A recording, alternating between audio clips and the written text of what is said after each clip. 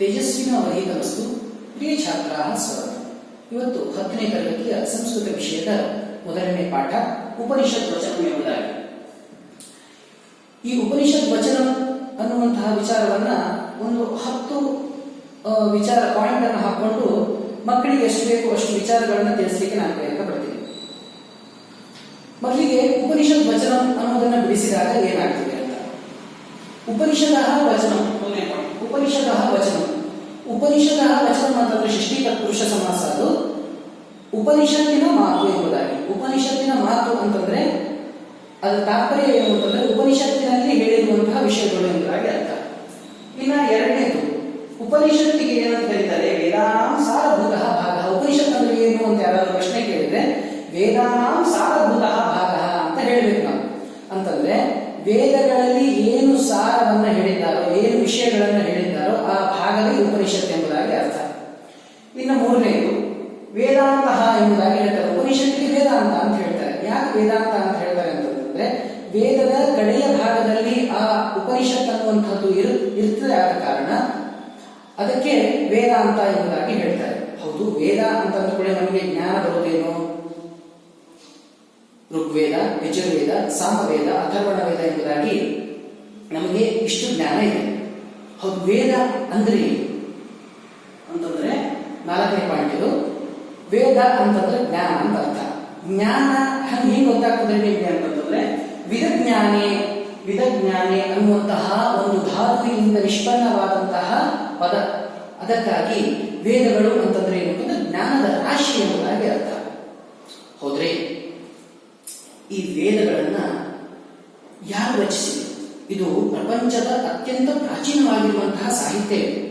ಅದನ್ನು ಯಾರು ರಚಿಸಿದರು ಅಂತ ಹೇಳಿ ಪ್ರಶ್ನೆ ಬಂದ್ರೆ, ಯಾಕಂದ್ರೆ ರಾಮಾಯಣವನ್ನ ವಾಲ್ಮೀಕಿ ಮಹರ್ಷಿಗಳು ಬರೆದ್ರು, ಮಹಾಭಾರತವನ್ನ ವ್ಯಾಸ ಮಹರ್ಷಿಗಳು ಬರೆದ್ರು. ಹೀಗೆ ಎಲ್ಲಾ ಬೇರೆ ಬೇರೆ ಗ್ರಂಥಗಳ ರಚನಾಕಾರರ ಬಗ್ಗೆ ನಮಗೆ ಜ್ಞಾನ ಇದೆ. ಆದ್ರೆ ವೇದಗಳನ್ನು ಯಾರು ರಚಿಸಿದ್ರು ಅಂತ ಕೇಳಿದ್ರೆ ಅದಕ್ಕೆ 5ನೇ ಪಾಯಿಂಟ್ ಅಪೌರುಷೇಯ ಅಂತ ನಾವು ಹೇಳಬೇಕಾಗ್ತದೆ. ಅಪೌರುಷೇಯ ಅಂತಂತಂದ್ರೆ ಪುರುಷ ನಿರ್ಮಿತವಾದದ್ದಲ್ಲ. ಪುರುಷ ನಿರ್ಮಿತವಾದದ್ದಲ್ಲ ಅಂತಂದ್ರೆ ಸ್ತ್ರೀ ನಿರ್ಮಿತವೋ ಅಂತಂದ್ರೆ ಸ್ತ್ರೀ ನಿರ್ಮಿತ ಹಂಗೆ ಹೇಳಿ ಬರುದಿಲ್ಲ. ಯಾಕಂದ್ರೆ ಪುರುಷ ಅಂತಂದ್ರೆ ಇಲ್ಲಿ ಮನುಷ್ಯ ಎಂಬುದಾಗಿ ಅರ್ಥ. ಹಾಗಾದ್ರೆ ಹೇಗೆ ಯಾರು ನಮ್ಗೆಲ್ಲ ತಿಳಿತಾ ಇದೆಯಲ್ಲ, ಈ ವೇದಗಳೆಲ್ಲ ನಾವು ನೋಡ್ತಾ ಇದೀವಲ್ಲ, ಕೇಳ್ತಾ ಇದೀವಲ್ಲ ಅಂತಂದ್ರೆ ಅದು ಹೇಗೆ ಬಂತು ಭೂಮಿಗೆ, ನಮ್ಗೆ ಹೇಗೆ ಸಿಕ್ತು ಆ ಸಾಹಿತ್ಯ ಅಂತಂದ್ರೆ ಅದಕ್ಕೆ ಋಷಿಗಳು ತಪಸ್ಸನ್ನು ಮಾಡುವುದರ ಮೂಲಕ ಸಾಕ್ಷಾತ್ಕರಿಸಿಕೊಂಡಂತಹ ಜ್ಞಾನದ ರಾಶಿಗಳೇ ಈ ವೇದ ಎಂಬುದಾಗಿ ಹೇಳ್ತಾರೆ. ಯಾಕಂತಂದ್ರೆ ಅವರು ಸಾಧನೆ ಮಾಡಿದ್ರು, ತಪಸ್ಸು ಮಾಡಿದ್ರು. ಈಗ ನಾವು ಗಾಯತ್ರಿ ಮಂತ್ರವನ್ನು ಹೇಳ್ತೀವಿ, ವಿಶ್ವಾಮಿತ್ರ ಋಷಿ ಅಂತ ನಾವು ಹೇಳ್ತಾ ಹೋಗ್ತೀವಿ. ವಿಶ್ವಾಮಿತ್ರ ಋಷಿಗಳು ಅದನ್ನ ಕಂಡುಕೊಂಡಂತವರು ಯಾವ ಗಾಯತ್ರಿ ಮಂತ್ರವನ್ನು ಹೇಗೆ ವಿಶ್ವಾಮಿತ್ರ ಋಷಿಗಳು ಕಂಡುಕೊಂಡ್ರು, ಹಾಗೆ ಅನೇಕ ಋಷಿಗಳು ವೇದ ಮಂತ್ರಗಳನ್ನ ಕಂಡುಕೊಂಡಿದ್ದಾರೆ. ಇನ್ನ ನೆಕ್ಸ್ಟ್ ಶ್ರುತಿ ಎಂಬುದಾಗಿ ಕೂಡ ಹೇಳ್ತಾರೆ ವೇದಕ್ಕೆ. ಯಾಕೆ ಶ್ರುತಿ ಅಂತ ಹೇಳ್ತಾರೆ ಅಂತಂದ್ರೆ ನಮಗೆ ಹಿಂದೆ ಈ ಸಂದರ್ಭದಲ್ಲಿ ನಮಗೆ ಏನಾದರೂ ಬರ್ಕೊಳ್ಳಿಕ್ಕೆ ಪೆನ್ನು, ಪುಸ್ತಕ ಇತ್ಯಾದಿ ಸಾಮಗ್ರಿಗಳಿವೆ. ಆದರೆ ಹಿಂದಿನ ಕಾಲದಲ್ಲಿ ಋಷಿಮುನಿಗಳಿಗೆ ಯಾವುದೇ ರೀತಿಯಾಗಿರುವಂತಹ ಸೌಲಭ್ಯಗಳು ಇರಲಿಲ್ಲ. ಆದ ಕಾರಣ ಏನ್ ಮಾಡ್ತಾ ಇದ್ರು ಅಂತಂದ್ರೆ ಆ ಋಷಿಗಳು ಸಾಕ್ಷಾತ್ಕರಿಸಿಕೊಂಡಂತಹ ವೇದಗಳನ್ನ ತಮ್ಮ ಶಿಷ್ಯಂತರಿಗೆ, ಅವರು ತಮ್ಮ ಶಿಷ್ಯಂತರಿಗೆ ಈ ರೀತಿಯಾಗಿ ಅವರು ಹೇಳ್ತಾ ಹೋದ್ರು, ಇವನ್ನ ಕೇಳಿಸ್ಕೊಂತಾ ಹೋದ್ರು. ಈ ರೀತಿಯಾಗಿ ಆ ವೇದಗಳು ರವಾನೆ ಆಯ್ತಾ ಹೋದ್ರು. ಒಬ್ಬರ ಕಿವಿಯಿಂದ ಇನ್ನೊಬ್ಬರ ಕಿವಿಗೆ ಅದು ರವಾನೆ ಆಗ್ತಾ ಹೋಯಿತು. ಆದ ಕಾರಣ ಅದಕ್ಕೆ ಶ್ರುತಿ ಎಂಬುದಾಗಿ ಕೂಡ ಹೇಳ್ತಾರೆ. ಹೌದು, ಸರಿ. ವೇದಗಳು ಎಷ್ಟು ಶ್ರುತಿ ಆಯಿತು. ಈಗ 7ನೇ ಪಾಯಿಂಟ್, ಶ್ರುತಿಗಳು ಎಷ್ಟು? ಶ್ರುತಿಗಳು ಎಷ್ಟು ಅಂತಂದ್ರೆ ಅನಂತ ವೈ ವೇದ ಅಂತ ಹೇಳ್ತಾರೆ. ವೇದಗಳು ಅನಂತ, ಬಹಳಷ್ಟಿವೆ ಅಂತ ಹೇಳ್ತಾರಲ್ಲ. ಮತ್ತೆ ಋಗ್ವೇದ, ಯಜುರ್ವೇದ, ಸಾಮವೇದ, ಅಥರ್ವಣ ವೇದ ಎಂಬುದಾಗಿ ವಿಭಾಗಗಳಿವೆಯಲ್ಲ, ಅದು ಹೇಗೆ ಅಂತಂತಂದ್ರೆ ಇಲ್ಲ, ಹೌದು ಇದೆ, ವಿಭಾಗಗಳಿವೆ. ಅದು ಯಾರು ಮಾಡಿದ್ದು ಅಂತಂತಂದ್ರೆ ವೇದವ್ಯಾಸ ಮಾಡಿದ್ದು. ಏತಕ್ಕೆ ಮಾಡಿದ್ರು ಅದನ್ನ ಅಂತಂತಂದ್ರೆ ಆ ಅಧ್ಯಯನ ಮಾಡ್ಲಿಕ್ಕೆ ಅನುಕೂಲ ಆಗಲಿ ಅನ್ನೋ ಕಾರಣಕ್ಕೆ ಏನ್ ಮಾಡಿದ್ರು, ವ್ಯಾಸರು ಅದನ್ನ ವಿಭಾಗ ಮಾಡಿದ್ರು. ವಿಭಾಗ ಮಾಡಿದಕ್ಕೆ ಅವರಿಗೆ ವೇದವ್ಯಾಸ, ವೇದ ಅಂತ ವೇದಗಳು, ಆ ವೇದಗಳನ್ನ ವಿಭಾಗ ಮಾಡಿದ್ರು. ವ್ಯಾಸ ಅಂದ್ರೆ ವಿಭಾಗ, ವೇದವನ್ನ ವಿಭಾಗ ಮಾಡಿದ್ರು. ಅದಕ್ಕಾಗಿ ಅವರಿಗೆ ವೇದವ್ಯಾಸ ಅಂತ ಹೇಳಿ ಅವರಿಗೆ ಹೆಸರು ಬಂತು. ಇನ್ನು ನೆಕ್ಸ್ಟ್ ವೇದಾಂತ ಅಂತ ನಾವು ಹೇಳ್ತೀವಿ, ಹಿಂದೆ ಹೇಳ್ತೀವಿ ನಾವು ವೇದಾಂತ ಅಂತ. ವೇದದ ಕಡೆಯಲ್ಲಿ ಇರುವಂತಹದ್ದು ಅಂತ ಹೇಳ್ತೀವಿ. ವೇದದ ಕಡೆಯಲ್ಲಿ ಋಗ್ವೇದ, ಯಜುರ್ವೇದ, ಸಾಮವೇದ, ಅಥರ್ವಣ ವೇದ ಹೌದಲ್ರಿ. ಅಂತ್ಯದಲ್ಲಿ ವೇದದ ಅಂತ್ಯ ಅಂತದ್ದು ಉಪನಿಷತ್ತಲ್ಲಿ ಬಂತಿದ್ರೊಳಗೆ ಅಂತಂದ್ರೆ ಅಷ್ಟೇ ಭಾಗಗಳಲ್ಲ. ಋಗ್ವೇದ, ಯಜುರ್ವೇದ, ಸಾಮವೇದ, ಅಥರ್ವಣ ವೇದ ಅಲ್ಲದೆ ಇನ್ನು 4 ವಿಭಾಗಗಳಿವೆ. ಸಂಹಿತಾ, ಬ್ರಾಹ್ಮಣಂ, ಆರಣ್ಯಕಂ, ಉಪನಿಷತ್ ಎಂಬುದಾಗಿ 4 ವಿಭಾಗಗಳಿವೆ. ಅದರಲ್ಲಿ 4ನೇ ಭಾಗ ಉಪನಿಷತ್ತು. 4ನೇ ಮತ್ತು ಕಡೆಯಲ್ಲಿರುವಂತಹದ್ದು, ಅಂತ್ಯದಲ್ಲಿ ಇರುವಂತಹದ್ದು ಉಪನಿಷತ್ ಆದ ಕಾರಣ ಅದಕ್ಕೆ ವೇದಾಂತ ಅಂತ ಹೇಳಿ ಹೆಸರು ಬಂತು. ಇನ್ನು 9ನೇ ವಿಷಯ, ಇದನ್ನ ಒಂದು ಸ್ವಲ್ಪ ನೀಟಾಗಿ ಕೇಳಿಸ್ಕೊಳ್ರಿ. ಉಪನಿಷತ್ ವಚನ, ಉಪನಿಷತ್ ಅನ್ನುವಂತಹದ್ದನ್ನ ಹೀಗೂ ಕೂಡ ಬಿಡಿಸಬಹುದು. ಉಪನಿಷತ್ ಅಂದ್ರೆ ಏನು ಅಂತಂದ್ರೆ ಹೀಗೂ ಕೂಡ ಅದನ್ನ ಬಿಡಿಸಿ ಹೇಳಬಹುದು. ಉಪನಿಷತ್, ಉಪನಿ ಅನ್ನುವಂಥದ್ದು ಉಪಸರ್ಗಗಳು. ಪ್ರಪರಪಸಮ 9ನೇ ತರಗತಿಯಲ್ಲಿ ನೀವು ಕಲಿತಿದ್ದೀರಿ. ಅದರಲ್ಲಿ ಬರುವಂತಹ ಉಪನಿಷತ್ತು ಉಪ ಮತ್ತು ನಿ ಅನ್ನುವಂಥದ್ದು. ಸತ್ ಅನ್ನುವ ಧಾತು ಒಟ್ಟಿಗೆ ಇದು ಸೇರಿಕೊಂಡು ಉಪನಿಷತ್ ಅಂತ ಹೇಳಿ ರೂಪ ಆಯಿತು. ಹಾಗಾದ್ರೆ ಅದಕ್ಕೆ ಅರ್ಥ ಏನು ಅಂತಂದ್ರೆ, ಉಪ ಅಂತಂದ್ರೆ ಸಮೀಪೆ ಅಂತ ಅರ್ಥ, ನಿ ಅಂತಂದ್ರೆ ಶ್ರದ್ಧೆಯ ಅಂತ ಅರ್ಥ, ಸತ್ ಅಂದ್ರೆ ಉಪವಿಶ್ಯ ಅಂತ ಅರ್ಥ. ಸಮೀಪದಲ್ಲಿ ಶ್ರದ್ಧೆಯಿಂದ ಕುಳಿತುಕೊಂಡು ಅಂತಂದ್ರೆ ಏನ್ರಿ ಅಂತಂದ್ರೆ ಇಲ್ಲ, ಇಷ್ಟೇ ಹೇಳಿದ್ರೆ ನಮ್ಗೆ ಪೂರ್ತಿ ಅರ್ಥ ಆಗೋದಿಲ್ಲ. ಅದಕ್ಕೆ ನಾವು ಏನನ್ನು ಸೇರಿಸ್ಕೊಳ್ಬೇಕು ಅಂತಂದ್ರೆ, ಗುರೋಹೋ ಸಮೀಪೆ ಶ್ರದ್ಧೆಯ ಉಪವಿಶ್ಯ ಪ್ರಾಪ್ಯಮಾನ ವಿದ್ಯಾ ಎಂಬುದಾಗಿ ಇಟ್ಕೊಳ್ಬೇಕು. ಗುರುಗಳ ಸಮೀಪದಲ್ಲಿ ಶ್ರದ್ಧೆಯಿಂದ ಕುಳಿತುಕೊಂಡು ಬೆಳೆದುಕೊಳ್ಳುವಂತಹ ವಿದ್ಯೆಗೆ ಉಪನಿಷತ್ತು ಎಂಬುದಾಗಿ ಕರೀತಾರೆ. ಆಯ್ತು, ಸರಿ. ಇನ್ನು ಉಪನಿಷತ್ತಿನ ನಾವು ಯಾಕೆ ಕಲಿಬೇಕ್ರಿ? 10ನೇ ಪಾಯಿಂಟ್ ಉಪನಿಷತ್ತನ್ನ ನಾವು ಯಾಕೆ ಕಲಿಬೇಕ್ರಿ ಅಂತಂದ್ರೆ, ಅದು ಜೀವನಕ್ಕೆ ಮಾರ್ಗದರ್ಶನವನ್ನು ಕೊಡುತ್ತೆ. ಜೀವನಕ್ಕೆ ಮಾರ್ಗದರ್ಶನ ಕೊಡುತ್ತೆ. ಅದು ನಾವು ಹೆಂಗ್ ಬದುಕಬೇಕು, ಲೈಫ್ ಹೆಂಗ್ ಲೀಡ್ ಮಾಡಬೇಕು ಅನ್ನೋದನ್ನ ಅದು ಕಲಿಸಿಕೊಡ್ತದೆ. ಅದಕ್ಕಾಗಿ ನಾವು ಏನ್ ಮಾಡಬೇಕು? ಉಪನಿಷತ್ತನ್ನ ಅಧ್ಯಯನ ಮಾಡಬೇಕು. ಅದು ಎಷ್ಟೊಂದು 10 ಪಾಯಿಂಟ್ಗಳನ್ನು ನೀವು ನನಗೆ ಹೇಳ್ಕೊಟ್ರಿ, ಎಲ್ಲ ವಿದ್ಯಾರ್ಥಿಗಳಿಗೆ ಹೇಳಿದ್ರಿ. ಇವೆಲ್ಲವೂ ಪರೀಕ್ಷೆಗೆ ಬರ್ತದ ಹೇಗೋ ಅಂತ ಕೇಳಿದ್ರೆ ಇಲ್ಲ. ಇದು ಕೇವಲ ಯಾರಾದರೂ ಕೇಳಿದ್ರೆ ಉಪನಿಷತ್ ಅಂದ್ರೆ ಏನು, ಅದರ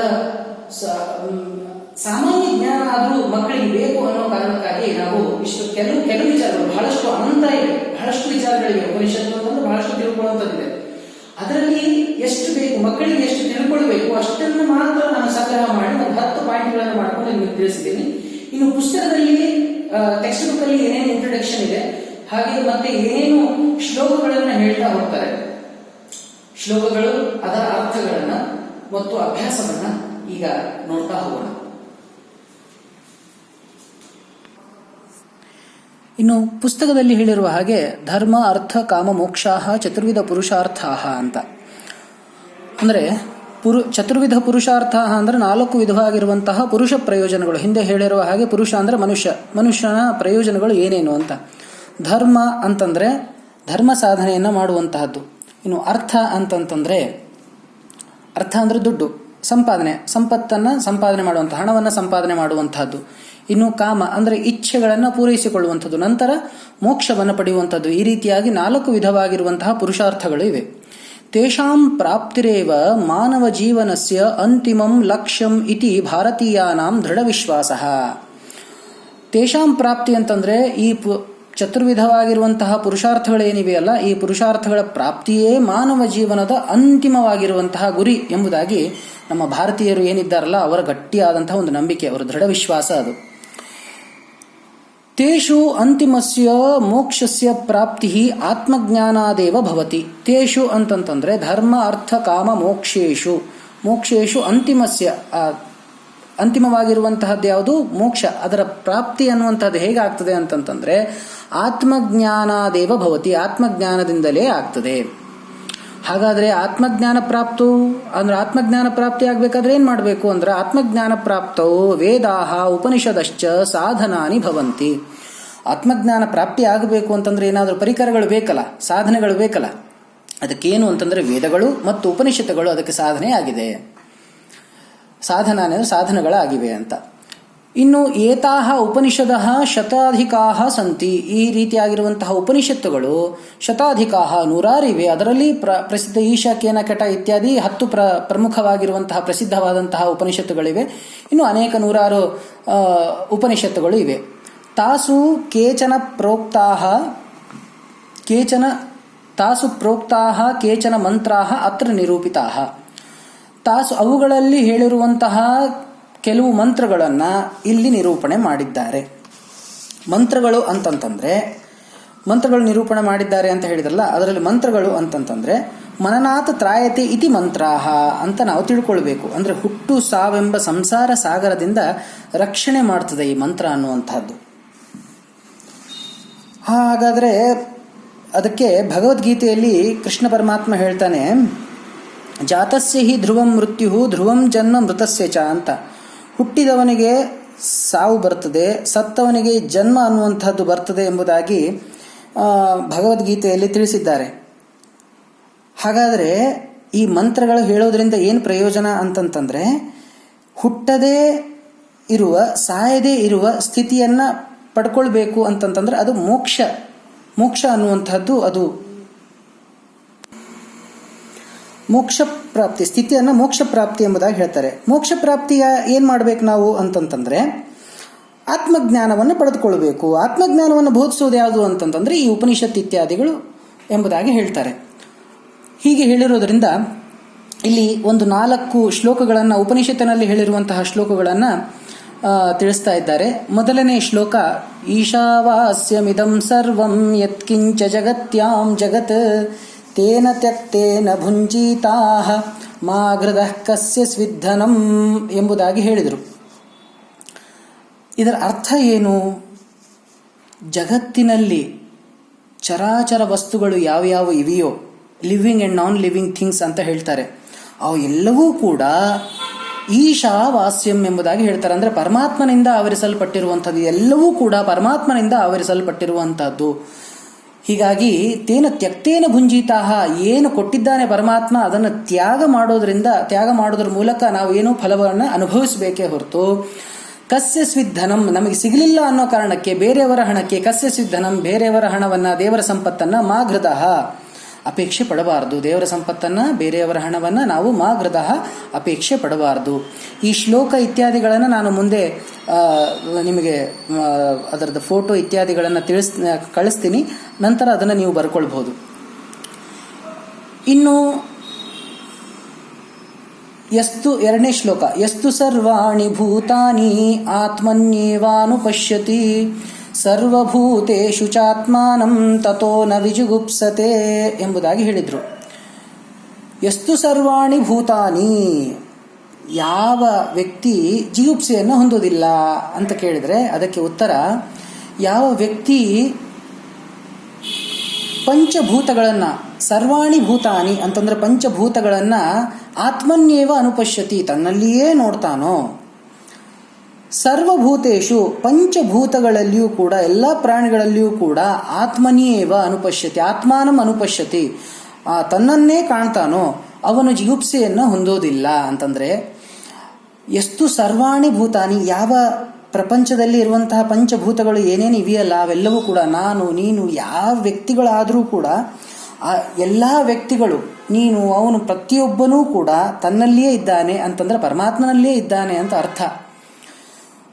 ಪರಮಾತ್ಮ ಪಂಚಭೂತಗಳಲ್ಲಿ, ಸರ್ವಭೂತೇಶು ಅಂತಂದ್ರೆ ಮತ್ತೆ ಪಂಚಭೂತಗಳಲ್ಲಿಯೂ ಕೂಡ ತನ್ನನ್ನೇ ಅಂತಂದ್ರೆ ಪರಮಾತ್ಮ ಇದ್ದಾನೆ ಅಂತ ಹೇಳಿದಾಗ, ಅವನು ತಿಳ್ಕೊಂಡಾಗ ಅಂತಹ ವ್ಯಕ್ತಿ ಯಾವುದೇ ರೀತಿಯಾದಂತಹ ಜಿಗುಪ್ಸೆಯನ್ನು ಅವನು ಪಡೆಯೋದಿಲ್ಲ. ಮೂರನೇ ಶ್ಲೋಕ, ಏಕೋ ದೇವ ಸರ್ವಭೂತೇಷು ಗೂಢಃ ಸರ್ವವ್ಯಾಪಿ ಸರ್ವಭೂತಾಂತರಾತ್ಮ ಕರ್ಮಾಧ್ಯಕ್ಷ ಸರ್ವಭೂತಾಧಿವಾಸಃ ಸಾಕ್ಷಿ ಚೇತ ಕೇವಲೋ ನಿರ್ಗುಣಶ್ಚ. ಇಲ್ಲಿ ಒಂದೊಂದು ಪದಗಳಿಗೆ ವಿಶೇಷವಾಗಿರುವಂತಹ ಅರ್ಥಗಳನ್ನು ತಿಳಿಸ್ತಾ ಹೋಗ್ತಾ ಇದ್ದಾರೆ. ಏಕೋ ದೇವ ಅಂತಂತಂದ್ರೆ ಕ್ರೀಡಾದಿಗುಣ ವಿಶಿಷ್ಟನಾಗಿರುವಂತಹ ಪರಮಾತ್ಮ ಎಂಬುದಾಗಿ ಅರ್ಥ. ಅವನು ಒಬ್ಬನೇ. ಏಕೋ ದೇವ ಅಂತಂದ್ರೆ ಮುಖ್ಯನಾಗಿರುವಂತಹ ಕ್ರೀಡಾದಿಗುಣ ವಿಶಿಷ್ಟನಾದ ಸರ್ವೋತ್ತಮನಾದ ಪರಮಾತ್ಮ ಒಬ್ಬನೇ. ಏಕೋ ದೇವ, ಅದ್ವಿತೀಯನಾದಂತಹ ದೇವ ಒಬ್ಬನೇ. ಸರ್ವಭೂತೇಷು ಗೂಢ ಅಂತಂತಂದ್ರೆ ಎಲ್ಲ ಜೀವಿಗಳಲ್ಲಿಯೂ ರಹಸ್ಯವಾಗಿ ಇದ್ದಾನೆ. ಸರ್ವವ್ಯಾಪಿ ಅಂತ ಹೇಳಿದ್ರು. ಸರ್ವವ್ಯಾಪಿ ಅಂತಂದ್ರೆ ಎಲ್ಲಾ ಕಡೆಗಳಲ್ಲಿಯೂ ಕೂಡ ವ್ಯಾಪಿಸಿಕೊಂಡಿದ್ದಾನೆ. ಸರ್ವಭೂತಾಂತರಾತ್ಮ, ಇನ್ನು ಎಲ್ಲ ಜೀವಿಗಳಲ್ಲಿಯೂ ಕೂಡ ಅಂತರ್ಯಾಮಿಯಾಗಿ ಇದ್ದಾನೆ. ಕರ್ಮಾಧ್ಯಕ್ಷ, ನಾವು ಪ್ರತಿಯೊಂದು ಕರ್ಮಗಳಿಗೆ ಫಲವನ್ನು ಕೊಡುವವನಾಗಿದ್ದಾನೆ. ಸರ್ವಭೂತಾಧಿವಾಸ, ಸರ್ವಭೂತಗಳಲ್ಲಿ ವಾಸವಾಗಿದ್ದಾನೆ. ಇಲ್ಲಿ ಒಂದು ಪ್ರಶ್ನೆ ಬರ್ತದೆ ನಮಗೆ. ಇಲ್ಲಿ ಸರ್ವಭೂತಾಂತರಾತ್ಮ ಸರ್ವಭೂತಾದಿವಾಸ ಅನ್ನುವಂತಹದ್ದು ಎರಡೂ ಒಂದೇ ಥರ ಅರ್ಥವನ್ನು ಕೊಡ್ತದಲ್ಲ ಅಂತಂದ್ರೆ, ಸರ್ವಭೂತಾಂತರಾತ್ಮ ಅಂತಂದ್ರೆ ಚೈತನ್ಯಾತ್ಮಕವಾಗಿರುವಂತಹ ಪ್ರಪಂಚದಲ್ಲಿ ಅವನು ವಾಸವಾಗಿದ್ದಾನೆ ಅಂತ ಅರ್ಥ. ಇನ್ನು ಸರ್ವಭೂತಾದಿವಾಸ ಅಂತಂತಂದ್ರೆ ಅಚೇತನಾತ್ಮಕವಾದಂತಹ ವಸ್ತುಗಳಿಗೆ ಅವನು ಅಂತರ್ಯಾಮಿಯಾಗಿದ್ದಾನೆ ಅಂತ ಅರ್ಥ. ಇನ್ನೊಂದ್ಸರಿ ಹೇಳ್ತೀನಿ. ಸರ್ವಭೂತಾಂತರಾತ್ಮ ಸರ್ವಭೂತಾದಿವಾಸ ಒಂದೇ ಅರ್ಥವನ್ನು ಸೂಚಿಸ್ತಾ ಇದೆ ಅಂತ ಅನ್ಕೊಂಡ್ರೆ ಅದಕ್ಕೆ ಈ ರೀತಿಯಾಗಿ ನಾವು ಹೇಳಬಹುದು. ಸರ್ವಭೂತಾಂತರಾತ್ಮ ಅಂತಂದ್ರೆ ಚೇತನಾತ್ಮಕವಾಗಿರುವಂತಹ ಪ್ರಪಂಚದಲ್ಲಿ ಅಂತರ್ಯಾಮಿಯಾಗಿದ್ದಾನೆ. ಅಂದ್ರೆ ಲಿವಿಂಗ್ ಥಿಂಗ್ ಅಂತ ಏನು ಹೇಳ್ತೀವಲ್ಲ, ಆ ಚೇತನಾತ್ಮಕ ಪ್ರಪಂಚದಲ್ಲಿ ಅಂತರ್ಯಾಮಿಯಾಗಿದ್ದಾನೆ. ಇನ್ನು ಸರ್ವಭೂತಾದಿವಾಸ ಅಂತಂದ್ರೆ ಅಚೇತನಾತ್ಮಕವಾಗಿರುವಂತಹ ಕಲ್ಲು ಬಂಡೆ ಇತ್ಯಾದಿಗಳಲ್ಲಿ ಅವನು ಅಂತರ್ಯಾಮಿಯಾಗಿದ್ದಾನೆ ಎಂಬುದಾಗಿ ಅರ್ಥ. ಇನ್ನು ಸಾಕ್ಷಿ ಅಂತ ಹೇಳ್ತಾರೆ. ಸಾಕ್ಷಿ ಅಂತಂತಂದ್ರೆ ಅವನು ಎಲ್ಲ ಕಾರ್ಯಗಳನ್ನು ಅವನು ನೋಡ್ತಾ ಇದ್ದಾನೆ ಅಂತ ಅರ್ಥ. ಸಾಕ್ಷಿಯಾಗಿ ಎಲ್ಲ ಕೆಲಸಗಳಿಗೆ ಅವನು ಸಾಕ್ಷಿಯಾಗಿದ್ದಾನೆ ಅಂತ ಅರ್ಥ. ಈ ಸಾಕ್ಷಿ ಅಂತಂದಾಗ ಒಂದು ಕಥೆ ಜ್ಞಾಪಕ ಬರ್ತದೆ. ಏನು ಅಂತಂತಂದ್ರೆ, ವ್ಯಾಸರಾಜರು ತಮ್ಮ ಶಿಷ್ಯಂದರಿಗೆ ಒಂದು ಕೆಲಸವನ್ನು ಕೊಡ್ತಾರೆ. ಏನು ಅಂತಂತಂದ್ರೆ, ಎಲ್ಲ ಶಿಷ್ಯಂದರಿಗೆ ಬಾಳೆಹಣ್ಣನ್ನು ಕೊಟ್ಟು ಯಾರು ಇಲ್ಲದೆ ಇರುವ ಸ್ಥಳದಲ್ಲಿ ಹೋಗಿ ಅದನ್ನು ತಿಂದುಕೊಂಡು ಬನ್ನಿ ಅಂತ ಹೇಳಿದಾಗ ಎಲ್ಲ ಶಿಷ್ಯಂದರು ಎಲ್ಲ ಬೇರೆ ಬೇರೆ ಕಡೆ ಯಾರೂ ಕಾಣದೇ ಇರುವ ಸ್ಥಳಗಳಿಗೆ ಹೋಗಿ ಅವರು ತಿಂದುಕೊಂಡು ಬಂದು ವ್ಯಾಸರಾಜರ ಹತ್ರ ತೋರಿಸ್ತಾರೆ. ಆದರೆ ಕನಕದಾಸರು ಮಾತ್ರ ಬಾಳೆಹಣ್ಣನ್ನು ಹಾಗೆ ತೆಗೆದುಕೊಂಡು ಬರ್ತಾರೆ. ಯಾಕೆ ಬಾಳೆಹಣ್ಣನ್ನು ಹಾಗೆ ತೆಗೆದುಕೊಂಡು ಬಂದರು ಅಂತಂತಂದರೆ ಕೇಳ್ತಾರೆ ವ್ಯಾಸರಾಜರು, ಯಾಕಪ್ಪ ಹಾಗೆ ಬಾಳೆಹಣ್ಣನ್ನು ತೆಗೆದುಕೊಂಡು ಬಂದ್ರಿ ಅಂತ ಕೇಳ್ತಾರೆ. ಇಲ್ಲ, ನನಗೆ ಭಗವಂತ ಎಲ್ಲ ಕಡೆ ಕಾಣ್ತಾ ಇದ್ದಾನೆ, ಮತ್ತು ಭಗವಂತ ಎಲ್ಲ ಕಡೆ ಕಾಣ್ತಾ ಇದ್ದಾನೆ, ನಾನು ಹೇಗೆ ಬಾಳೆಹಣ್ಣು ತಿನ್ನಲಿ, ಯಾರೂ ಇಲ್ಲದೆ ಇರುವ ಕಡೆ ಬಾಳೆಹಣ್ಣು ತಿನ್ಲಿಕ್ಕೆ ಆಗಲಿಲ್ಲ ಅಂಥೇಳಿ ಕನಕದಾಸರು ವ್ಯಾಸರಾಜರಿಗೆ ಹೇಳ್ತಾರೆ. ಈ ರೀತಿಯಾಗಿ ಭಗವಂತ ಎಲ್ಲ ಕಡೆ ನಾವು ಏನೇ ಕೆಲಸ ಮಾಡಿದರೂ ಕೂಡ ಭಗವಂತ ಸಾಕ್ಷಿಯಾಗಿರ್ತಾನೆ, ಅವನ ಕಣ್ಣು ತಪ್ಪಿಸಿ ಯಾವುದೇ ಕೆಲಸಗಳನ್ನು ಮಾಡಲಿಕ್ಕೆ ಆಗೋದಿಲ್ಲ. ಇನ್ನು ಚೇತ ಅಂತ ಹೇಳ್ತಾರೆ. ಚೇತ ಅಂತಂತಂದರೆ ಚೈತನ್ಯ ಸ್ವರೂಪ ಅಂತ ಹೇಳಿದರು. ಚೈತನ್ಯ ಸ್ವರೂಪ ಅಂದರೆ ಜ್ಞಾನಾನಂದಮಯನಾಗಿದ್ದಾನೆ ಎಂಬುದಾಗಿ ಅರ್ಥ ಪರಮಾತ್ಮ. ಇನ್ನು ಕೇವಲ ಅಂತಂದರು. ಕೇವಲ ಅಂತಂತಂದರೆ ಉಪಾಧಿರಹಿತ ಅಂತ ನಾವು ಬರಿತೀವಿ. ಉಪಾಧಿರಹಿತ ಅಂತಂತಂದರೆ ನಮಗೆ ನೋಡಲಿಕ್ಕೆ ಕಣ್ಣು ಬೇಕು, ಊಟ ಮಾಡಲಿಕ್ಕೆ ಕೈ ಬೇಕು, ನಾವು ಬದುಕಬೇಕು ಅಂದರೆ ಏನಾದರೂ ಆಹಾರವನ್ನು ಸ್ವೀಕಾರ ಮಾಡಬೇಕು. ಹಾಗೆ ಪರಮಾತ್ಮನಿಗೆ ಅವೇನು ಬೇಕಾಗಿಲ್ಲ. ಹಾಗಂದ್ರೆ ಪರಮಾತ್ಮನಿಗೆ ನೋಡಲಿಕ್ಕೆ ಕಣ್ಣು ಇಲ್ವಾ ಅಂತಂತಂದರೆ, ನಮಗೆ ನೋಡ್ಲಿಕ್ಕೆ ಕಣ್ಣು ಬೇಕು, ಹಾಗಾದರೆ ಪರಮಾತ್ಮನಿಗೆ ಇಲ್ವಾ ಕಣ್ಣು ಅಂತಂದರೆ ಪರಮಾತ್ಮನಿಗೆ ಕಣ್ಣು ಇದೆ. ಆದರೆ ನಮಗೆ ಕಣ್ಣು ಮುಚ್ಚಿದ್ರೆ ಹೊರಗಿನ ಪ್ರಪಂಚ ಏನೂ ಕಾಣಿಸೋದಿಲ್ಲ. ನೋಡಲಿಕ್ಕೆ ನಮ್ಮ ಕಣ್ಣು ಬೇಕೇ ಬೇಕು. ಆದರೆ ಪರಮಾತ್ಮನಿಗೆ ಕಣ್ಣಿಂದನೇ ನೋಡಬೇಕು ಅಂತ ಏನೂ ಇಲ್ಲ. ಹೀಗೆ ಅವನು ವಿಶಿಷ್ಟನಾಗಿರುವಂತಹ ವ್ಯಕ್ತಿಯಾದ ಕಾರಣ, ವಿಶಿಷ್ಟನಾದಂತಹ ಸ್ವರೂಪ ಅವನದು ಆದ ಕಾರಣ ಅವನು ಉಪಾಧಿರಹಿತ ಅಂತ ನಾವು ಹೇಳ್ಬೋದು. ಇನ್ನು ನಿರ್ಗುಣ ಅಂತ ಹೇಳಿದರು. ಅನಂತ ಕಲ್ಯಾಣ ಗುಣ ಪರಿಪೂರ್ಣ ಅಂತ ನಾವು ಹೇಳ್ತೀವಿ, ನಿರ್ಗುಣ ಅಂತ ಹೇಳಿಬಿಟ್ರಲ್ಲ ಹೇಗೆ ಅಂತಂತಂದರೆ ಈ ರೀತಿಯಾಗಿ ನಾವು ಹೇಳ್ಬೋದು ಅದನ್ನು. ಏನು ಅಂತಂದರೆ, ನಮಗೆ ಪ್ರಾಕೃತವಾದಂತಹ ಸತ್ವ ರಜೋ ತಮೋ ಗುಣಗಳು ಇವೆ. ಆದರೆ ಪರಮಾತ್ಮನಿಗೆ ಸತ್ವ ರಜೋ ತಮೋ ಗುಣ ಇಲ್ಲ. ಸತ್ವ ರಜಸ್ಸು ತಮಸ್ಸು, ಸತ್ವ ರಜೋ ತಮೋ ಗುಣಗಳು ಅವನಲ್ಲಿ ಇಲ್ಲ. ಹಾಗೆಯೇ ಪರಮಾತ್ಮನನ್ನ ಉಪನಿಷತ್ತಿನಲ್ಲಿ ಅಲ್ಲ ಅಂತ ಕರೀತಾರೆ. ಯಾದಕ್ಕೆ ಅಲ್ಲ ಅಂತ ಕರೀತಾರೆ ಅಂತಂತಂದ್ರೆ, ಅವನು ಚಂದ್ರನಂತೆ ಸುಂದರನಾಗಿದ್ದಾನ? ಅಲ್ಲ, ಅದಕ್ಕಿಂತನೂ ಸುಂದರನಾಗಿದ್ದಾನೆ. ಅವನ ಉಗುರುಗಳು ಸೂರ್ಯನ ಕಾಂತಿಯಂತೆ ಕಾಂತಿವಿಯಾ? ಇಲ್ಲ, ಹಾಗಲ್ಲ, ಅದಕ್ಕಿಂತಲೂ ಕೂಡ ಕಾಂತಿ ಅವನಿಗಿದೆ. ಅವನ ಕಣ್ಣು ಕಮಲದಂತೆ ಸುಂದರವಾಗಿದೆಯಾ? ಕಮಲದ ಎಲೆಗಳಂತೆ ಸುಂದರವಾಗಿದೆ ಅಂದರೆ ಇಲ್ಲ, ಅದಕ್ಕಿಂತ ಸುಂದರವಾಗಿದೆ. ನಿನ್ನಂತೆ ಇದ್ದಾನಾ? ಅಲ್ಲ. ನನ್ನಂತೆ ಇದ್ದಾನಾ? ಅಲ್ಲ. ಅವರಂತೆ ಇದ್ದಾನಾ? ಅಲ್ಲ. ಯಾರಂತೆಯೂ ಕೂಡ ಅಲ್ಲ ಅವ ಪರಮಾತ್ಮ ಅನ್ನೋದನ್ನು ಹೇಳಲಿಕ್ಕೆ ಹೊರಟಿದ್ದಾರೆ. ಏನು ಅಲ್ಲ ಅಂತಂದರೆ ನ ಲೀಯತೆ ಇತಿ ಅಲ್ಲಹ ಅಂತ ಹೇಳ್ತಾರೆ. ಅಂದರೆ ಲೀಯತೆ ಅಂತಂದ್ರೆ ನಾಶ, ಆ ನಾಶ ಇಲ್ಲ, ನ ಲೀಯತೆ ನಾಶ ಇಲ್ಲ, ಅದಕ್ಕಾಗಿ ಅವನನ್ನು ಅಲ್ಲ ಅಂತ ಹೇಳ್ತಾರೆ. ಹೀಗೆ ಆ ಪರಮಾತ್ಮನನ್ನು ನಿರ್ಗುಣ ಅಂತಂತಂದರೆ ಗುಣಗಳೇ ಇಲ್ಲ ಅಂತ ಹೇಳಿ ಅರ್ಥ ಮಾಡಬಾರ್ದು. ಪ್ರಾಕೃತವಾಗಿರುವಂತಹ ಸತ್ವ ರಜೋತಮೋ ಗುಣಗಳು ಅವನಲ್ಲಿ ಇಲ್ಲ ಅಂಥೇಳಿ ನಾವು ಅರ್ಥೈಸಬೇಕು. ಇನ್ನು ನೆಕ್ಸ್ಟ್ 4ನೇ ಶ್ಲೋಕ. ಯಥಾ ನದ್ಯಸ್ಯಂದಮಾನಾ ಸಮುದ್ರೇ ಅಸ್ತಂ ಗಚ್ಚಂತಿ ನಾಮರೂಪೇ ವಿಹಾಯ ತಥಾ ವಿದ್ವಾನ್ ನಾಮರೂಪಾದ್ ವಿಮುಕ್ತಃ ಪರಾತ್ ಪರಂ ಪುರುಷಮುಪೈತಿ ದಿವ್ಯಂ. ಹೇಗೆ ನದಿಗಳು ಹರಿತಾ ಸಮುದ್ರವನ್ನು ಸೇರ್ತವೆ. ಸಮುದ್ರವನ್ನು ಸೇರಿದಾಗ ಅದಕ್ಕೆ ನಾಮ ರೂಪಗಳು ಅನ್ನುವಂಥದ್ದು ಇರುವುದಿಲ್ಲ. ಆ ನಾಮರೂಪಗಳನ್ನು ಬಿಟ್ಟು ಆ ನದಿ ಅನ್ನುವಂಥದ್ದು ಸಮುದ್ರವನ್ನು ಹೇಗೆ ಸೇರ್ತದೋ, ಅಂದರೆ ಉದಾಹರಣೆಗೆ ಈಗ ನದಿ ಅನ್ನುವಂಥದ್ದು ಹರಿತಾ ಹೋಗಿ ಗಂಗಾ ನದಿಯನ್ನು ನಾವು ನೋಡ್ತೀವಿ. ಕಾಶಿಗೆ ಹೋದಾಗ ಗಂಗಾ ನದಿ ನೋಡ್ತೀವಿ. ಅದು ಹೇಗಿದೆ ಅಂತ ಹೇಳಿ ನಮಗೆ ಕಾಣಿಸ್ತದೆ. ಅದಕ್ಕೆ ಆದಂತಹ ಒಂದು ರೂಪ ಇರ್ತದೆ, ಅದಕ್ಕೆ ಆದಂತಹ ಒಂದು ಹೆಸರು ಇರ್ತದೆ. ಆ ಹೆಸರು ಮತ್ತು ರೂಪ ಆ ಸಮುದ್ರಕ್ಕೆ ಸೇರಿದಾಗ ಆ ಹೆಸರು ನಾಮ ಮತ್ತು ರೂಪ ಅನ್ನುವಂಥದ್ದು ಇರೋದಿಲ್ಲ. ಆ ನಾಮರೂಪವನ್ನು ಬಿಟ್ಟು ಸಮುದ್ರವನ್ನು ಹೇಗೆ ಸೇರ್ತದೋ ತಥಾ ವಿದ್ವಾನ್ ನಾಮರೂಪಾದ್ ವಿಮುಕ್ತಃ ಪರಾತ್ ಪರಂ ಪುರುಷಮುಪೈತಿ ದಿವ್ಯಂ ಅಂತ ಹೇಳ್ತಾರೆ. ತಥಾ ಅದೇ ರೀತಿಯಾಗಿರುವಂತಹ ವಿದ್ವಾಂಸನಾದವನು, ಧರ್ಮ ಸಾಧನೆಗಳನ್ನು ಮಾಡಿಕೊಂಡಂತಹ ವ್ಯಕ್ತಿ ನಾಮರೂಪಗಳನ್ನು ಬಿಟ್ಟು ಶ್ರೇಷ್ಠನಾದಂತಹ ದಿವ್ಯಮಯವಾದಂತಹ ಪರಮಪುರುಷನಾದಂತಹ ಪರಮಾತ್ಮನನ್ನು ಸೇರಿಕೊಳ್ತಾನೆ ಅಂತ ಹೇಳ್ತಾ ಇದ್ದಾರೆ. ಈಗ ನದಿಗಳು ನಾಮರೂಪಗಳು ಬಿಟ್ಟು ಗೊತ್ತಾಯಿತು. ನಾಮರೂಪಗಳು ಅಂದರೆ ಸಮುದ್ರ ಸೇರಿದಾಗ ಅದಕ್ಕೆ ಹೆಸರಿರಂಗಿಲ್ಲ, ರೂಪ ಇರಂಗಿಲ್ಲ ಅನ್ನೋದು ಗೊತ್ತಾಯಿತು. ಆದರೆ ವಿದ್ವಾಂಸನಾದವನಿಗೆ ನಾಮರೂಪಗಳು ಇಲ್ಲ ಅಂದರೆ ಹೇಗೆ ಸರ್ ತಿಳ್ಕೊಳ್ಳೋದು ಅಂಥೇಳಿ ಏನಾದರೂ ಪ್ರಶ್ನೆ ಬಂದರೆ ಅವಾಗ ನಾಮರೂಪಗಳು ಪರಮಾತ್ಮನಿಗಿರಲ್ಲ, ಪರಮಾತ್ಮ ಅಲ್ಲ ನಮಗಿರಲ್ಲ ಅಂದರೆ ವಿದ್ವಾಂಸನಾದವನು ಆ ನಾಮರೂಪಗಳನ್ನು ಬಿಟ್ಟು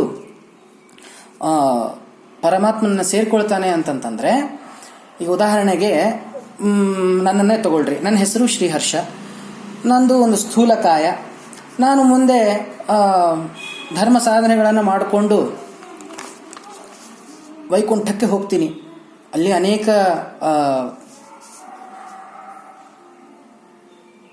ವಿಷಯಗಳಿವೆ. ಸಾಲೋಕ್ಯ, ಸಾಯುಜ್ಯ, ಸಾಮೀಪ್ಯ, ಸಾರೂಪ್ಯ ಅನ್ನುವಂತಹ ಮೋಕ್ಷ ಇವೆ. ವೈಕುಂಠಕ್ಕೆ ಹೋದಾಗ ಅಲ್ಲಿ 7 ಬಾಗಿಲುಗಳಿವೆ.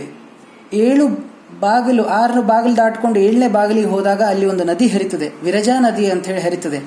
ಆ ನದಿಯಲ್ಲಿ ಮುಳುಗಿದೆ ಅಂತಾದರೆ ಅಲ್ಲಿ ನನ್ನ ಹೆಸರು ಇರುವುದಿಲ್ಲ, ಆವಾಗ ಶರೀರವೂ ಇರೋದಿಲ್ಲ, ಲಿಂಗ ದೇಹ ಭಂಗ ಆಗಿ ಹೋಗ್ತದೆ ಅಂತ ಹೇಳ್ತಾರೆ. ನಮ್ಮ ದೇಹವೂ ಇರೋದಿಲ್ಲ, ನಮ್ಮ ಹೆಸರೂ ಇರೋದಿಲ್ಲ. ಹೀಗೆ ನಾಮ ರೂಪಗಳು ಹೋಗಿ ಪರಮಾತ್ಮನನ್ನು ಸೇರ್ತದೆ ಅನ್ನೋದನ್ನು ಈ ರೀತಿಯಾಗಿ ತಿಳಿಸ್ತಾ ಇದ್ದಾರೆ. ಮೊದಲನೇ ಶ್ಲೋಕಕ್ಕೆ ಅರ್ಥವನ್ನು ಬರೆಯೋದಾದರೆ, ಈ ಜಗತ್ತಿನಲ್ಲಿರುವ ಚರಾಚರ ವಸ್ತುಗಳೆಲ್ಲವೂ ಪರಮಾತ್ಮನಿಂದ ವ್ಯಾಪ್ತವಾಗಿದೆ ಮತ್ತು ತ್ಯಾಗದಿಂದ ಫಲವನ್ನು ಅನುಭವಿಸಬೇಕು, ಮತ್ತೊಬ್ಬರ ಹಣವನ್ನು ಬಯಸಬಾರದು. 2ನೇ ಶ್ಲೋಕ. ಯಾರು ಎಲ್ಲವನ್ನೂ ತನ್ನಲ್ಲಿಯೇ ಕಾಣುತ್ತಾನೆಯೋ ಮತ್ತು ಎಲ್ಲ ಜೀವಿಗಳಲ್ಲಿಯೂ ತನ್ನನ್ನು ಕಾಣುತ್ತಾನೋ ಅವನು ಜೀವನದಲ್ಲಿ ಪಾಪಕರ್ಮಗಳನ್ನು ಮಾಡುವುದಿಲ್ಲ. ಇನ್ನು 3ನೇ ಶ್ಲೋಕ. ಅದ್ವಿತೀಯನಾದ ದೇವನು ಎಲ್ಲ ಜೀವಿಗಳಲ್ಲಿ ರಹಸ್ಯವಾಗಿ ಇರುವವನು, ಸರ್ವವ್ಯಾಪಿಯೂ, ಎಲ್ಲ ಜೀವಿಗಳ ಒಳಗಿನ ಶಕ್ತಿಯು, ಫಲದಾತನು, ಸರ್ವಭೂತಾಧಿವಾಸನು, ಸಾಕ್ಷಿಯು, ಚೈತನ್ಯ ಸ್ವರೂಪನು, ಉಪಾಧಿರಹಿತನು, ನಿರ್ಗುಣನೂ ಆಗಿದ್ದಾನೆ. ಇನ್ನು 4ನೇ ಶ್ಲೋಕ. ಹೇಗೆ ಹರಿಯುವ ನದಿಗಳು ಸಮುದ್ರವನ್ನು ಸೇರಿ ನಾಮರೂಪಗಳನ್ನು ಬಿಟ್ಟು ಸಮುದ್ರದಲ್ಲಿಯೇ ಒಂದಾಗುತ್ತವೆಯೋ ಹಾಗೆಯೇ ಆತ್ಮಜ್ಞಾನಿಯು ನಾಮರೂಪಗಳಿಂದ ಮುಕ್ತನಾಗಿ ಪರಮಾತ್ಮನನ್ನು ಸೇರುತ್ತಾನೆ. ಇನ್ನು ಅಭ್ಯಾಸವನ್ನು ನೋಡೋದಾದರೆ, ಏಕವಾಕ್ಯೇನ ಉತ್ತರಂ ಲಿಖತ. ಮೋಕ್ಷಪ್ರಾಪ್ತಿ ಕೇನ ಭವತಿ. ಮೋಕ್ಷಪ್ರಾಪ್ತಿಯು ಹೇಗೆ ಆಗ್ತದೆ ಅಂತ ಪ್ರಶ್ನೆ ಕೇಳಿದಾಗ ಅದಕ್ಕೆ ಉತ್ತರ, ಮೋಕ್ಷಪ್ರಾಪ್ತಿ ಆತ್ಮತತ್ವಜ್ಞಾನೇನ ಭವತಿ. ಮೋಕ್ಷಪ್ರಾಪ್ತಿಯು ಆತ್ಮತತ್ವಜ್ಞಾನದಿಂದ ಆಗ್ತದೆ. ಚತುರ್ವಿಧ ಪುರುಷಾರ್ಥಾಃ ಕೆ. 2ನೇ ಪ್ರಶ್ನೆ, 4 ವಿಧವಾಗಿರುವಂತಹ ಪುರುಷ ಪ್ರಯೋಜನಗಳು ಯಾವುವು? ಹಿಂದೆ ಹೇಳಿದ ಹಾಗೆ ಧರ್ಮ, ಅರ್ಥ, ಕಾಮ, ಮೋಕ್ಷ ಈ 4 ಚತುರ್ವಿಧ ಪುರುಷಾರ್ಥಗಳು. ಇದಂ ಸರ್ವಂ ಕೇನ ವಾಸ್ಯಂ, ಈ ಎಲ್ಲ ಜಗತ್ತು ಯಾವುದರಿಂದ ವ್ಯಾಪ್ತವಾಗಿದೆ ಅಂತಂದ್ರೆ ಇದಂ ಸರ್ವಂ, ಈ ಎಲ್ಲ ಜಗತ್ತು ಈಶಾವಾಸ್ಯಂ ಪರಮಾತ್ಮನಿಂದ ಆವರಿಸಲ್ಪಟ್ಟಿದೆ. 4ನೇದು ಕಾಹ ಸಮುದ್ರೇ ಅಸ್ತಂ ಗಚ್ಚಂತಿ, ಯಾವುಗಳು ಸಮುದ್ರದಲ್ಲಿ ಸೇರಿಕೊಳ್ಳುತ್ತವೆ. ನದ್ಯಃ ಸಮುದ್ರೇ ಅಸ್ತಂ ಗಚ್ಚಂತಿ, ನದಿಗಳು ಸಮುದ್ರದಲ್ಲಿ ಹೋಗಿ ಸೇರಿಕೊಳ್ಳುತ್ತವೆ. ನದ್ಯ ಅಂತಂದುಕೊಳ್ಳೇನೆ ಇಲ್ಲಿ ಒಂದೇ ನದಿ ಅಂತ ತಿಳ್ಕೊಬಾರ್ದು. ಯಾಕೋ ರಾಮ ಥರ ಇದೆ ಅಂಥೇಳಿ ಯಾರು ಕನ್ಫ್ಯೂಸ್ ಮಾಡ್ಕೊಳ್ಬಾರ್ದು. ಇದು ಸ್ತ್ರೀಲಿಂಗ ರೂಪ. ನದಿ, ನದ್ಯವು, ನದ್ಯ ಅಂಥೇಳಿ ಈ ಶಬ್ದ ನುಡಿತದೆ. ಈ ರೀತಿಯಾಗಿ ಹೇಳಿದಾಗ ಅಲ್ಲಿ ನದ್ಯ ಅನ್ನುವಂಥದ್ದು ಬಹುವಚನ, ಅಂದ್ರೆ ನದಿಗಳು ಅಂತ ಅರ್ಥ ಆಗ್ತದೆ. ಈ ರೀತಿಯಾಗಿ ನದಿಗಳು ಸಮುದ್ರದಲ್ಲಿ ಅಸ್ತವನ್ನು ಹೊಂದುತ್ತವೆ, ಅಂದ್ರೆ ಸಮುದ್ರದಲ್ಲಿ ಹೋಗಿ ಸೇರಿಕೊಳ್ತವೆ ಅಂತ. ಇನ್ನು ನೆಕ್ಸ್ಟ್ ರಿಕ್ತಸ್ಥಾನಂ ಪೂರಯತ, ಅಂದ್ರೆ ಫಿಲ್ ಇನ್ ದ ಬ್ಲ್ಯಾಂಕ್ಸ್. ಎಷ್ಟು ಮೊದಲನೇದು ಎಷ್ಟು ಸರ್ವಾಣಿ ಡ್ಯಾಶ್ ಆತ್ಮನ್ಯೇವ ಅನುಪಶ್ಯತಿ, ಅಲ್ಲಿ ಯಾವ ಎಲ್ಲ ಸರ್ವಾಣಿ ಭೂತಾನಿ ಎಲ್ಲ ಜೀವಿಗಳು ಆತ್ಮನ್ಯೇವ ಅನುಪಶ್ಯತಿ, ಆತ್ಮನಲ್ಲಿಯೇ ಇವೆ ಅಂತೇಳಿ ಅವನು ತಿಳ್ಕೊತಾನೋ ಅಂತ ನಾವು 2ನೇ ಶ್ಲೋಕ ಹೇಳಿದ್ವಲ್ಲ, ಅದಕ್ಕೆ ಸಂಬಂಧಪಟ್ಟಂತಹ ಪ್ರಶ್ನೆ. ಸರ್ವಾಣಿ ಭೂತಾನಿ, ಭೂತಾನಿ ಅಂತಂದ್ರೆ ಜೀವಿಗಳು ಅಂತ ಅರ್ಥ. ಗಚ್ಚಂತಿ ನಾಮರೂಪೇ ವಿಹಾಯ, 2ನೇದು ಗಚ್ಚಂತಿ ನಾಮರೂಪೇ, ನಾಮ ಮತ್ತು ರೂಪ ಎರಡನ್ನೂ ಕೂಡ ಬಿಟ್ಟು ಸೇರಿಕೊಳ್ತವೆ ಅಂತ ಅರ್ಥ, ಸಮುದ್ರವನ್ನು ಸೇರಿಕೊಳ್ತವೆ. ಇನ್ನು ಏಕೋ ದೇವ ಸರ್ವ, 3ನೇದು ಏಕೋ ದೇವ ಸರ್ವಭೂತೇಶು ಗೂಢ, ಒಬ್ಬನೇ ದೇವನು ಸರ್ವಭೂತೇಶು ಗೂಢ ಎಲ್ಲ ಜೀವಿಗಳಲ್ಲಿಯೂ ಗುಹ್ಯವಾಗಿ ಇದ್ದಾನೆ. ಇನ್ನು ಚತುರ್ಥ ಪದಂ ಲಿಖತ, ಈ 4ನೇ ಪದವನ್ನು ನೀವು ಬರಿಬೇಕಾಗ್ತದೆ. ಇಲ್ಲಿ ನದ್ಯ ಸಮುದ್ರೇ ಅಸ್ತಂ ಗಚ್ಚಂತಿ ಅಂತ ಹೇಳ್ಕೊಟ್ರೆ, ನದ್ಯ ಅಂತಂದ್ರೆ ನದಿಗಳು, ಸಮುದ್ರೇ ಅಸ್ತಂ ಗಚ್ಚಂತಿ ಅಂದ್ರೆ ಸಮುದ್ರದಲ್ಲಿ ಹೋಗಿ ಸೇರ್ಕೊಳ್ತವೆ ಅಂತ.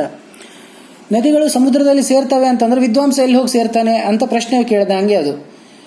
ಪರಾತ್ಪರಂ ದಿವ್ಯಂ ಪುರುಷಂ ಉಪೈತಿ, ಶ್ರೇಷ್ಠನಾಗಿರುವಂತಹ ಪರಮಾತ್ಮನಲ್ಲಿ ಹೋಗಿ ಸೇರ್ಕೊಳ್ತಾನೆ ಅಂತ ಅರ್ಥ. ಇದಂ ಜಗತ್ತು ಈಶಾವಾಸ್ಯಂ, ಈ ನಮ್ಮ ಜಗತ್ತು, ಕಣ್ಣಿಗೆ ಕಾಣಿಸುವಂತಹ ಜಗತ್ತು ಪರಮಾತ್ಮನಿಂದ ಆವರಿಸಲ್ಪಟ್ಟಿರುವಂತಹದ್ದು. ಕಸ್ಯ ಸ್ವಿಧನಂ, ಬೇರೆಯವರ ಹಣ ಏನ್ ಮಾಡಬಾರ್ದು, ಮಗೃದಃ, ಅದಕ್ಕೆ ಆಸೆ ಪಡಬಾರ್ದು. ಇನ್ನು ರೇಖಾಂಕಿತ ಪದಂ ಅವಲಂಬ್ಯ ಪ್ರಶ್ನವಾಕ್ಯಂ ಕುರುತ ಅಂತ ಹೇಳಿದರು. ಅಂದ್ರೆ ಗೆರೆಯನ್ನು ಹಾಕಿರುವ ಪದವನ್ನು ಅವಲಂಬಿಸಿಕೊಂಡು ಪ್ರಶ್ನೆ ವಾಕ್ಯವನ್ನು ಮಾಡಬೇಕು. ಒಂದು ವಾಕ್ಯವನ್ನು ಕೊಟ್ಟಿರ್ತಾರೆ, ಒಂದು ಪದಕ್ಕೆ ಗೆರೆಯನ್ನು ಹಾಕಿದಾಗ ಆ ಪದವನ್ನು ತೆಗೆದು ಯಾವ ಪದವನ್ನು ಗೆರೆ ಹಾಕಿದ ಪದವನ್ನು ತೆಗೆದು ಯಾವ ಪದವನ್ನು ಹಾಕಿದರೆ ಅದು ಪ್ರಶ್ನೆ ವಾಕ್ಯ ಆಗ್ತದೆ, ಆ ಪದವನ್ನು ನೀವು ಹಾಕಬೇಕು. ನದ್ಯ ಸಮುದ್ರೇ ಅಸ್ತಂ ಗಚ್ಚಂತಿ, ನದಿಗಳು ಸಮುದ್ರದಲ್ಲಿ ಹೋಗಿ ಸೇರಿಕೊಳ್ತವೆ ಅಂತ. ನದಿಗಳು ಸಮುದ್ರದಲ್ಲಿ ಸೇರ್ಕೊಳ್ತವೆ ಅಂತ ಹೇಳಿದಾಗ ನದಿಗಳಿಗೆ ಏನ್ ಮಾಡಿದ್ದಾರೆ, ಅಂಡರ್ಲೈನ್ ಮಾಡಿದ್ದಾರೆ, ಅಂದ್ರೆ ರೇಖೆಯನ್ನು ಹಾಕಿದ್ದಾರೆ. ಆ ಪದವನ್ನು ತೆಗೆದು ಯಾವ ಪದವನ್ನು ಹಾಕಿದರೆ ಪ್ರಶ್ನೆ ವಾಕ್ಯ ಆಗ್ತದೆ ತಿಳ್ಕೊಳ್ಬೇಕು. ಕಾಹ ಅನ್ನುವ ಪದವನ್ನು ಹಾಕಿದಾಗ ಯಾವುಗಳು ಸಮುದ್ರದಲ್ಲಿ ಅಸ್ತವನ್ನು ಹೊಂದುತ್ತವೆ ಅಂತ ನಮಗೆ ಅರ್ಥ ಆಗ್ತದೆ, ಪ್ರಶ್ನೆ ವಾಕ್ಯ ಆಗ್ತದೆ. ಇನ್ನು ತ್ವಂ ತ್ಯಕ್ತೇನ ಭುಂಜೀತಾಹ ಅಂತ ಹೇಳಿದ್ರು. ನೀನು ತ್ಯಾಗ ಮಾಡೋದ್ರ ಮೂಲಕ ಫಲವನ್ನು ಅನುಭವಿಸಬೇಕು ಅಂತ ಹೇಳಿದ್ರು. ತ್ವಂ ಕೇನ ಭುಂಜಿತಾಹ, ತ್ಯಕ್ತೇನ ಅನ್ನೋದಕ್ಕೆ ಅಂಡರ್ಲೈನ್ ಮಾಡಿದ್ದಾರೆ. ಅಲ್ಲಿ ಆ ತ್ಯಕ್ತೇನ ಅನ್ನೋದನ್ನು ತೆಗೆದು ಯಾವ ಪದವನ್ನು ಹಾಕಿದರೆ ಪ್ರಶ್ನೆ ವಾಕ್ಯ ಆಗ್ತದೆ. ತ್ವಂ ಕೇನ ಭುಂಜಿತಾಹ, ಕೇನವನ್ನು ಪದವನ್ನು ಹಾಕಬೇಕು. ಕೇನ ಪದವನ್ನು ಹಾಕಿದಾಗ ನೀನು ಯಾವುದರಿಂದ ಫಲವನ್ನು ಅನುಭವಿಸಿತಿ ಅಂತ ಕೇಳಿದಾಗ ತ್ಯಕ್ತೇನ, ತ್ಯಾಗದಿಂದ ಫಲವನ್ನು ಅನುಭವಿಸಬೇಕು. ಉಪನಿಷದಃ ಶತಶಃ ಸಂತಿ, ಉಪನಿಷತ್ತುಗಳು 100 ಶತಶಃ ಅನ್ನೋ ಪದಕ್ಕೆ ಅಂಡರ್ಲೈನ್ ಮಾಡಿದ್ದಾರೆ. ಶತಶಃ ತೆಗೆದು ಯಾವ ಪದವನ್ನು ಹಾಕಿದರೆ, ಶತಶಃ ತೆಗೆದು ಕತಿ ಅನ್ನುವ ಪದವನ್ನು ಹಾಕಿದರೆ ಅಂದ್ರೆ ಎಷ್ಟು ಅಂತ ಹೇಳ್ದಂಗೆ ಆಗ್ತದೆ. ಉಪನಿಷದಃ ಕತಿ ಸಂತಿ, ಉಪನಿಷತ್ತುಗಳು ಎಷ್ಟಿವೆ ಅಂತ ಪ್ರಶ್ನೆ ಮಾಡ್ದಂಗೆ ಆಗುತ್ತೆ. ಇನ್ನು ಲಿಂಗ ವಿಭಕ್ತಿ ವಚನಾನಿ ಲಿಖತ, ಅಲ್ಲಿ ಒಂದು 4 ಪದಗಳನ್ನು ಕೊಟ್ಟಿದ್ದಾರೆ. 4 ಪದದ ಲಿಂಗ ಯಾವ ಲಿಂಗದಲ್ಲಿದೆ, ಸ್ತ್ರೀಲಿಂಗ, ಪುಲ್ಲಿಂಗ, ನಪುಂಸಕ ಲಿಂಗದಲ್ಲಿ ಯಾವ ಲಿಂಗದಲ್ಲಿದೆ ಅದನ್ನು ತಿಳಿಸ್ಬೇಕು. ಇನ್ನು ಯಾವ ವಿಭಕ್ತಿಯಲ್ಲೇ ಇದೆ ಅನ್ನೋದನ್ನು ತಿಳಿಸ್ಬೇಕು. ಇನ್ನು ಯಾವ ವಚನದಲ್ಲಿ ಇದೆ ಅನ್ನೋದನ್ನು ತಿಳಿಸ್ಬೇಕು. ಮೊದಲಿಗೆ ಉಪನಿಷದ ಅಂತ ಕೊಟ್ಟಿದ್ದಾರೆ. ಉಪನಿಷದ ಅನ್ನುವಂತಹದ್ದು ಸ್ತ್ರೀಲಿಂಗ, ಅದು ತೃತೀಯ ವಿಭಕ್ತಿ ಏಕವಚನ. ಇನ್ನು ಕಸ್ಯ ಅಂತ ಹೇಳಿದ್ದಾರೆ, ಅದು ಪುಲ್ಲಿಂಗ ಷಷ್ಠಿ ವಿಭಕ್ತಿ ಏಕವಚನ. ಇನ್ನು ಆತ್ಮಾನಂ ಅಂತ ಹೇಳಿದ್ದಾರೆ, ಅದು ಪುಲ್ಲಿಂಗ ದ್ವಿತೀಯ ವಿಭಕ್ತಿ ಏಕವಚನ. ಇನ್ನು ಜಗತ್ಯಾಂ ಅಂತ ಹೇಳಿ ಪದವನ್ನು ಕೊಟ್ಟಿದ್ದಾರೆ, ಅದು ಸ್ತ್ರೀಲಿಂಗ ಸಪ್ತಮಿ ವಿಭಕ್ತಿ ಏಕವಚನ. ಇನ್ನು ಸಂಧಿಂ ವಿಭಜ್ಯ ನಾಮಲಿಖತ, ಅಲ್ಲಿ ಪದಗಳನ್ನು ಕೊಟ್ಟಿದ್ದಾರೆ, ಆ ಪದಗಳನ್ನು ಬಿಡಿಸಿ ಸಂಧಿಯನ್ನು ಬಿಡಿಸಿ ಆ ಯಾವ ಸಂಧಿ ಅನ್ನೋ ಹೆಸರನ್ನು ನೀವು ಬರಿಬೇಕು. ನಿರ್ಗುಣಶ್ಚ ಅನ್ನುವ ಪದವನ್ನು ಕೊಟ್ಟಿದ್ದಾರೆ, ನಿರ್ಗುಣಸ್ ಪ್ಲಸ್ ಚ, ನಿರ್ಗುಣಸ್ ಸಕಾರಕ್ಕೆ ಶಕಾರ ಬರ್ತದೆ ಅಂತ ಆದರೆ ಅಲ್ಲಿ ಶುತ್ವ ಸಂಧಿ ಆಗ್ತದೆ, ಇಲ್ಲಿ ಶುತ್ವ ಸಂಧಿ ಆಗಿ ನಿರ್ಗುಣಶ್ಚ ಅಂತ ರೂಪ ಆಗ್ತದೆ. ಆತ್ಮನ್ಯೇವ, ಆತ್ಮನಿ ಏವ ಅನ್ನೋದನ್ನು ಬಿಡಿಸಿದಾಗ ಇಕಾರಕ್ಕೆ ಯಕಾರ ಬಂದು ಎಣ ಸಂಧಿ ಆಗ್ತದೆ, ಆತ್ಮನ್ಯೇವ ಅಂತ ರೂಪ ಆಗ್ತದೆ. ನಾಮರೂಪಾದ್ ವಿಮುಕ್ತ ಅಂತ ಹೇಳಿದಾಗ ನಾಮರೂಪಾತ್ ವಿಮುಕ್ತ, ಆ ತಕಾರಕ್ಕೆ ದಕಾರ ಬಂದು ಜಸ್ತು ಸಂಧಿ ಆಯಿತು. ಹೀಗೆ ನಾಮರೂಪಾದ್ ವಿಮುಕ್ತ ಅಂತ ರೂಪ ಆಯಿತು. ಚರಾಚರಂ ಅಂತ ಹೇಳಿದಾಗ ಚರ ಪ್ಲಸ್ ಅಚರಂ ಚರಾಚರಂ ಅಂತ ರೂಪ ಆಗಿ ಸವರ್ಣ ದೀರ್ಘ ಸಂಧಿ ಆಯಿತು.